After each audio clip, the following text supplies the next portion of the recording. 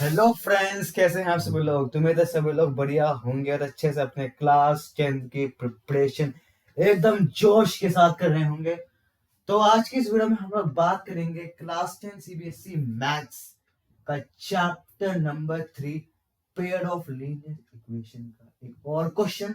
और ये जो पीवाईक्यू है ये बहुत ही इंपॉर्टेंट पीवाईक्यू है। बताऊंगा क्यों इंपॉर्टेंट है।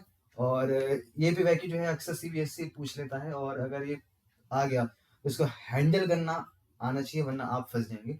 तो मैं ये भी बताऊंगा कि कैसे फंसेंगे आप, मैं बताऊंगा। और साथ साथ इसे आसानी से सॉल्व करते हैं मैं ये भी बताऊंगा, है ना। इसलिए तो आप लोग यहाँ पे आए हैं, है ना? तो चलिए शुरू करते हैं। तो मेरा नाम है अवनीश सिंह और आप लोग देख रहे हैं अपना ये चैनल थ्रेशोल्ड। तो चलिए क्वेश्चन की ओर बढ़ते हैं। तो क्वेश्चन हमसे कह रहे हैं कि ये दो इक्वेशन है हमारे पास। तो पेयर ऑफ लीनियर इक्वेशन का हमारे पास एक क्वेश्चन है। तो हमें इक्वेशन को सॉल्व करना है। तो हमें इक्वेशन दी हुई है 32x प्लस में 33y इज इक्वल टू में 34। और एक हमें इक्वेशन दे रखी है 33x प्लस में 32y इज इक्वल टू में 31। ठीक है। अब ये इक्वेशन जो है सॉल्व करना सभी जानते हैं। दो तरीके होते हैं। एक होता है हमारा एलिमिनेशन, एलिमिनेशन है ना। देखो मैं क्वेश्चन लेके आया हूँ लेकिन बाद में करूंगा पूरी पूरी मैं आपको इसके वो बताऊंगा थ्योरी, है ना, क्या है क्या नहीं है। एक है एलिमिनेशन और एक है हमारा सब्स्टिट्यूशन। ठीक है। तो सब्स्टिट्यूशन में और एलिमिनेशन हम करते क्या है। ठीक है। तो एलिमिनेशन में हम क्या करते हैं, हम एक वेरिएबल को कैंसिल आउट करने की कोशिश करते हैं। ठीक है। मान लीजिए मेरा ये क्वेश्चन है, तो मैं क्या करूंगा, अगर मैं इसको एलिमिनेशन से सॉल्व करने की कोशिश करूंगा तो मैं ये चाहूंगा कि या तो मेरा x या तो मेरा y एलिमिनेट हो जाए, और मेरा जो इक्वेशन है या तो अकेला y के टर्म्स में आ जाए या तो अकेला ये मेरा x के टर्म्स में आ जाए। ठीक है। लेकिन अब ये एलिमिनेशन के लिए कंडीशन ये है कि x के जो कोफिशिएंट है दोनों इक्वेशन में और y के जो कोफिशिएंट है दोनों इक्वेशन में वो सेम होने चाहिए। और यहाँ देख सकते हैं कि यहाँ पे जो है 32 है और यहाँ 33 है, यहाँ पे 33 है, यहाँ 32 है। तो अगर मैं इसको सेम बनाना चाहूंगा तो यहाँ पे कुछ बच्चे क्या करेंगे इस चीज के चक्कर में, इसको या तो 32 से या तो 33 से मल्टीप्लाई कर देंगे, या तो इसको 33 या 32 से मल्टीप्लाई कर देंगे, है ना। अगर इसको 32 से किया है तो इसको 33 से करेंगे, अगर इसको 33 से किया है तो 32 से करेंगे। ठीक है। तो इससे होगा ये कि ये जो इक्वेशन है ये पहले इतनी बड़ी इक्वेशन है, मल्टीप्लाई करेंगे तो और लंबी इक्वेशन हो जाएगी, कैलकुलेशन बहुत ज्यादा फंस जाओ कैलकुलेशन में। तो ये थोड़ा फंसाने वाला ही क्वेश्चन है। और सब्स्टिट्यूशन में भी आप क्या करते हैं, आप एक वेरिएबल को सब्स्टिट्यूट कर देते हैं दूसरे इक्वेशन में, है ना। जैसे मैं क्या करूंगा, मैंने मान ली इक्वेशन मेरी 1 है और ये इक्वेशन मेरी 2 है। तो इक्वेशन 1 में से मैं या तो x की वैल्यू या तो y की वैल्यू फाइंड आउट कर लूंगा, और इसको मैं इसकी जो भी वैल्यू आएगी x और y की, मैं इसको इस इक्वेशन में पुट कर दूंगा। लेकिन फिर भी बात अभी इक्वेशन लेंथी हो जाएगी, बहुत ही लंबी कैलकुलेशन आपको करनी पड़ेगी एग्जाम में। जो आपको बड़ी कैलकुलेशन करनी पड़ेगी तो कुछ फायदा नहीं है। हमारा ये एक वो है कि टारगेट की हमें जो है इसको कम टाइम में सॉल्व करना है। और आप लोग देख सकते हैं इसमें एक पैटर्न है। क्या पैटर्न है मैं बताता हूँ। इतनी देर में आपने ऑब्जर्व किया होगा, आपने ये नोटिस किया होगा कि जो इस इक्वेशन में जो x का कोफिशिएंट है वो दूसरे इक्वेशन में यहाँ पे y का कोफिशिएंट बन गया, और इस इक्वेशन में जो y का कोफिशिएंट है वो दूसरी इक्वेशन में x का कोफिशिएंट है। तो एक पैटर्न टाइप हमें यहाँ पे मिल चुका है। तो जब भी ऐसे क्वेश्चन आए कि यहाँ पे x का कोफिशिएंट नेक्स्ट इक्वेशन में y का हो, यहाँ पे y का इक्वेशन यहाँ पे x का हो, आपको क्वेश्चन करना है वही करना है जो मैं बताऊंगा। आपकी इक्वेशन इतनी छोटी हो जाएगी कि आप सिर्फ 5 मिनट में क्वेश्चन को सॉल्व कर लेंगे। ठीक है। तो ये क्वेश्चन जो है थोड़ा फंसाने वाला है, इसमें इसी क्वेश्चन लेकर आया हूँ। तो चलिए देखते हैं कि अब इस क्वेश्चन को सॉल्व करना कैसे है। ठीक है। तो देखो दो तरीके हैं, एलिमिनेशन और सब्स्टिट्यूशन। तो मैं इन्हीं दोनों से सॉल्व करूंगा और मेरे पास कोई वे नहीं है। लेकिन मैं अब क्या करूंगा, मैं कोशिश करूंगा कि मेरी ये जो इक्वेशन है ये छोटी हो जाए, क्या हो जाए, छोटी हो जाए, है ना। मेरे पास छोटे छोटे नंबर आ जाए जिसकी वजह से मैं सब्स्टिट्यूशन या एलिमिनेशन आसानी से कर पाऊँ। ठीक है। तो यहाँ पे मैं क्या करूंगा कि हमें कुछ नहीं करना होता। ये क्वेश्चन को मान लेंगे इक्वेशन 1, इस इक्वेशन को मान लेंगे इक्वेशन 1 और दूसरे को मान लेंगे इक्वेशन नंबर 2। इसको 1 इसको 2। ठीक है। सिंपली कुछ नहीं करना, इक्वेशन 1 को आप ऐड कर दीजिए एक बार इक्वेशन 2 से, इक्वेशन 1 को आप ऐड कर दीजिए एक बार आप इक्वेशन 1 से। तो चलिए ऐड करते हैं। तो ऐड करूंगा तो क्या होगा, 32x प्लस में 33y इज इक्वल टू में 34। ठीक है, ये आ गई मेरे पास इक्वेशन नंबर 1। ठीक है, अब इक्वेशन नंबर 2 लिखता हूं मैं। तो 33x प्लस में 32y इज इक्वल टू में 31। ठीक है, अब हमारे पास ये इक्वेशन हमें से ऐड करना है। क्या करना है हमें इसको मतलब एडिशन करना है ना। तो एडिशन करते हैं। तो ऐड करूंगा तो क्या हो जाएगा, ये 65x प्लस में ये भी 65y इज इक्वल टू में 65। कुछ लोगों को तो आंसर भी पता लग गया हो कि हमने किया क्या है ना। कुछ लोगों को पता चल गया होगा कि हमने इनको ऐड क्यों किया। तो जिनको नहीं पता चला बता देता हूँ। देखो यहाँ भी 65 है, यहाँ भी 65 है, कॉमन निकाल लो। ठीक है, कॉमन निकाल लेते हैं। तो कॉमन निकालेंगे तो क्या हो जाएगा, 65x प्लस में y इज इक्वल टू में 65। अब यहाँ भी 65 है और यहाँ भी 65 है, दोनों तरफ 65 है, कैंसिल आउट हो जाएंगे। तो कैंसिल आउट हो जाएंगे, बढ़िया। तो x प्लस में y इज इक्वल टू में 1। ये देखो हमें एक इक्वेशन मिली है और इस इक्वेशन को मैं नाम दूंगा इक्वेशन नंबर 3। क्या दूंगा, इक्वेशन नंबर 3। देख लीजिए, इस इक्वेशन को मैं नाम दूंगा इक्वेशन नंबर 3। ठीक है, अब ये जो इक्वेशन है ये कितनी छोटी इक्वेशन है। देखिए इतना बड़ा पहाड़ हमारे पास था, इतना बड़ा पहाड़, और हमने इसको इतना सा एक चुहिया जितना छोटा बना दिया, इतना चुहिया जैसा छोटा बना दिया। देखिए अब तो बच्चा बच्चे से सॉल्व कर लेगा भाई। लेकिन हमारे पास एक इक्वेशन आई है भाई। अरे इक्वेशन हमारे पास एक ही आई है ना, छोटी इक्वेशन। तो हम क्या करेंगे, अब हम दूसरी इक्वेशन फाइंड आउट करेंगे और वो भी देखना छोटी होगी, बिल्कुल ऐसी। और वो कैसे आएगी, वो आएगी देखना, इन दोनों इक्वेशन को हमने ऐड किया था। अब करेंगे हम इन दोनों इक्वेशन का सब्ट्रैक्शन। क्या करेंगे, सब्ट्रैक्शन। देखिए तो ये इक्वेशन नंबर 1 है, ये इक्वेशन नंबर 2 है। ठीक है, अब क्या करूंगा मैं, 1 माइनस में 2। अब इन्हें सब्ट्रैक्ट कर लो, है ना। एक बार जाके एडिशन किया, दूसरी बार सब्ट्रैक्शन कर लेते हैं। ठीक है, तो सब्ट्रैक्ट करते हैं।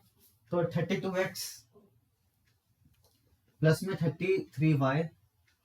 आप 2 को 1 से भी सब्ट्रैक्ट कर सकते हैं, ऐसा कोई कंपल्शन नहीं है कि आपको 1 माइनस 2 ही करना है। आप 2 माइनस 1 भी कर सकते हैं। बात देखिए, मैं 1 माइनस 2 कर रहा हूँ। ठीक है, तो 32x प्लस में 33y इज इक्वल टू में 34।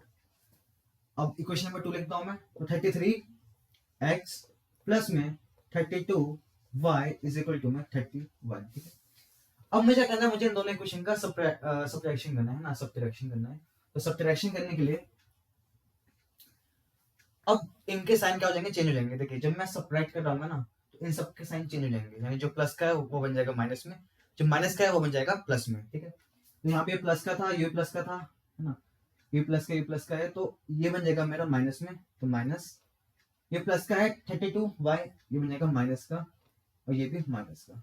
ठीक है, अब माइनस का 33x और प्लस का 32x क्या बन जाएगा, माइनस का x, है ना। माइनस का x तो होगा माइनस का x।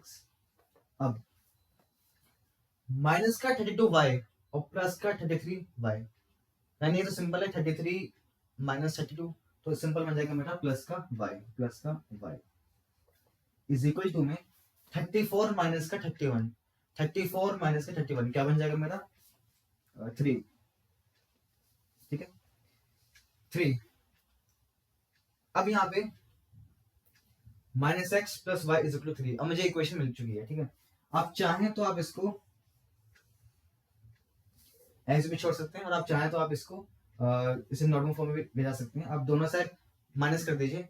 अब इस साइड पर माइनस से इसको मल्टीप्लाई कर दीजिए, इस साइड पर माइनस से इसको मल्टीप्लाई कर दीजिए, है ना। आंसर आ जाएगा। या आप इसको LHS जो है आप RHS से ले जाइए, इसको आप लेफ्ट हैंड साइड ले आइए, तब भी हो जाएगा। तो क्या बन जाएगा ये मेरा, तो अगर आप इसको प्लस एक्स के फॉर्म में चाहते हैं तो आपको फिर इसको माइनस के साथ इंटू करना पड़ेगा, नहीं तो आप फिर इसको ऐसे भी छोड़ सकते हैं, कोई नीड नहीं है ना। तो मेरी जो दूसरी क्वेश्चन आई है वो आई है y माइनस में x इज इक्वल टू में 3, और इसको मैं मानूंगा इक्वेशन नंबर 4। तो ये इक्वेशन नंबर 3 आ गई, इक्वेशन नंबर 4 आ गई। तो इक्वेशन नंबर 3 है मेरी x plus y is equal to 1, और इक्वेशन नंबर 4 है मेरे पास y minus x is equal to 3। अब देखिए ये दोनों इक्वेशन को सॉल्व करना मेरे लिए कंपैरेटिवली बहुत ज्यादा आसान है, एज कम्पेयर टू दिस। अब सोच रहे हो कि इसमें तो हमें प्लस करना पड़ेगा, फिर माइनस करना पड़ेगा, उसके बाद हम वैल्यू निकालेंगे, तो बहुत टाइम टेकेंगे। लेकिन सच मानिए ये ज़्यादा आसान है, इससे ज़्यादा आसान है ये, और इसमें गलती होने के चांसेस बहुत ज़्यादा हैं और कैलकुलेशन एरर हो जाती हैं। इसमें बिल्कुल भी कैलकुलेशन एरर के चांसेस नहीं है। अगर आपने ठीक ठाक किया है तो आपका आंसर ठीक ही आएगा। और ये कंपेटिवली मतलब होता है ना कि कैलकुलेशन करते करते सर दर्द हो जाता है, तो वो चीज़ें इसमें नहीं होंगी, है ना। तो बस सर दर्द वाली चीज़ यहाँ पे नहीं होंगी। अब यहाँ पे हमें क्या करना है, अब इसके वैल्यू फाइंड आउट करना है। तो आप दो तरीके से कर सकते हैं, या तो एलिमिनेशन लगा दीजिए या तो सब्स्टिट्यूशन लगा दीजिए। तो मैं एलिमिनेशन से सॉल्व कर लेता हूँ। तो फ्रॉम 3 and 4, है ना। अब x plus y is equal to 1, x plus y is equal to 1, और यहाँ हमारे पास y minus x is equal to 3, y minus x is equal to 3, या तो आप इसको ऐसे भी लिख सकते हैं, तो माइनस एक्स प्लस में y इज इक्वल टू में 3। अब मैं दोनों क्वेश्चन को प्लस कर देता हूँ, क्योंकि ये ऑलरेडी माइनस में, ये प्लस में, और कोफिशिएंट सेम है, कोफिशिएंट मेरे सेम है, तो मैं इनको कैंसिल कर देता हूँ, ठीक है। तो सिंपल मेरे पास बचा है 2y इज इक्वल टू में 4, 2y इज इक्वल टू में 4, और y की वैल्यू मेरे पास आ चुकी है 4 अपॉन में 2, दैट मीन्स 2। तो y की वैल्यू मेरे पास आ चुकी है 2। अब y की वैल्यू 2 मिलते ही क्या मैं x की वैल्यू फाइंड आउट नहीं कर सकता? क्या y की वैल्यू मिलते ही क्या मैं x की वैल्यू को फाइंड आउट नहीं कर सकता? जी बिल्कुल कर सकता हूँ मैं। क्या कीजिए, इसमें पुट कर दीजिए, या तो इसमें पुट कर दीजिए या तो इसमें पुट कर दीजिए, है ना। या तो इसमें रख के देख लो या तो इसमें रख के देख लो, है ना। यहाँ से सेम ही आना है। तो मैं इक्वेशन नंबर 3 में y की वैल्यू को 2 पुट करता हूँ, ठीक है। तो यहाँ स्पेस है तो मैं यहाँ पे थोड़ा लिख लेता हूँ। तो put y is equal to put y is equal to 2 in equation number 3। तो क्या होगा, x plus y is equal to 1, x plus में y इज इक्वल टू में 1। अब y है मेरे पास 2, तो x प्लस में 2 इज इक्वल टू में 1, that means x is equal to 1 minus 2, और x की वैल्यू आ चुकी है मेरे पास माइनस का 1। देखिए कितना सिंपल तरीके से हमने इस क्वेश्चन को सॉल्व किया है, और बिना किसी सरदर्दी या माथा पिट्टी के तो दे सकते हैं। अगर आप इसको मैनुअली ऐसे सॉल्व करते तो कितनी बड़ी वैल्यू आ जाती है ना। इसको पूरे क्वेश्चन को पहले आप 33 से इंटू करते, फिर इसको 32 से इंटू करते, फिर आप एलिमिनेशन लगाते, फिर जाके आपको वैल्यूज मिलती। लेकिन इस मेथड से हमारे पास जो इक्वेशन है वो रिड्यूस होकर आ चुकी हैं, और कितने छोटी छोटी इक्वेशन आप दे सकते हैं, और हमने बड़ी आसानी से इसको एलिमिनेशन के थ्रू y की वैल्यू 2 और x की वैल्यू -1 फाइंड आउट कर ली है। ये इसका आंसर है। आप चाहें तो सब्स्टिट्यूशन से भी कर सकते हैं, बात एक ही है ना। हमने एलिमिनेशन किया कि ज्यादातर मैक्सिमम केस में लोग एलिमिनेशन लगाते हैं। हाँ, लेकिन कुछ क्वेश्चन होते हैं जहाँ आपको सब्स्टिट्यूशन की जरूरत पड़ती है, वहाँ पे एलिमिनेशन नहीं, आप प्रेफर करते हैं सब्स्टिट्यूशन। तो यहाँ पे सिंपल आप एलिमिनेशन लगा सकते हैं, ठीक है। तो इस तरीके से हमारा ये क्वेश्चन होता है समाप्त। और ये क्वेश्चन जो है ये सीबीएसई 2 नंबर में पूछता है, ज्यादा नंबर में नहीं पूछेगा, 2 नंबर में पूछेगा, है ना। 3 नंबर में नहीं पूछेगा, 2 नंबर में पूछेगा, और ये इतना वैसा एक्सप्रेशन दे देगा। और वहाँ पे अब तक अगर आपने ये नहीं देखा होता तो आप फंस जाते मे बी, लेकिन अब आप सिंपल तरीके से सॉल्व कर सकते हैं। तो चलिए इस वीडियो को यहीं करते हैं एंड। तो आई होप सबको समझ में आ गया होगा। अगर कुछ भी डाउट होता है तो आप कमेंट बॉक्स में प्लीज पूछ लेना, है ना, मैं उसका आंसर दे दूंगा, ठीक है। चलिए मिलते हैं एक अलग वीडियो में, अलग कॉन्सेप्ट, अलग क्वेश्चन के साथ। Take care, bye bye, good night, all the very best.